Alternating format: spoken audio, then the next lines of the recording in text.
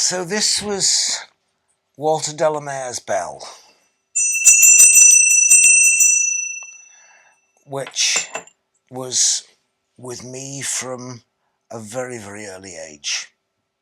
As the story goes, Walter Delamere, who was a great friend, mentor of my father, Dad was always going over to see Delamere in his house in Chiswick. And as Delamere approached the end of his life and became bedridden, he was attended by a private nurse, who in the manner of the day was named N for nurse. I don't think anybody now remembers what her actual name was. She was just N. And beside Delamere's bed sat this bell. And the bell was to summon N when he wanted some assistance for something. 1955 I was born. Shortly afterwards, as a very young child, I was taken over by my proud father to meet his mentor. As the story goes from my dad, Delamere was interested in his old friend Leonard Clark and passingly interested in the squalling toddler.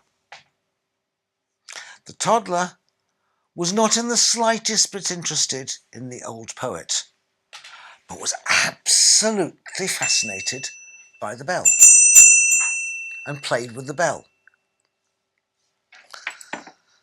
And so when Delamere died, Dad retrieved the bell for me, and it sat on his mantelpiece in his study all the way through my childhood, and I was always told this was Delamere's bell.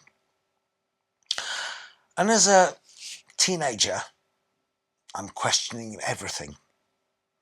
And, okay, Dad, I know that this is Delamere's bell because you told me it is, but no one will ever believe me. You'll need to write that down somewhere. And it turned out that he had done so. He'd written it down just a few years after all this happened in a poem that was published first in 1960. And so we have the poem called Delamere's Bell. This was Delamere's bell. Brass, reflecting what it imaged. Minute, distorted and upside down.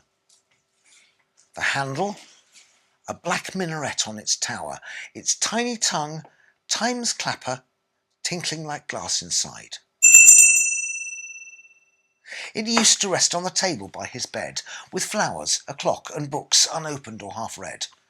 I often saw him lift it gently up, the old fingers twining around the wood, then shake it into dulcimer sound, very kind and pleasant to the ear, its voice chiming clearly through the Twickenham house.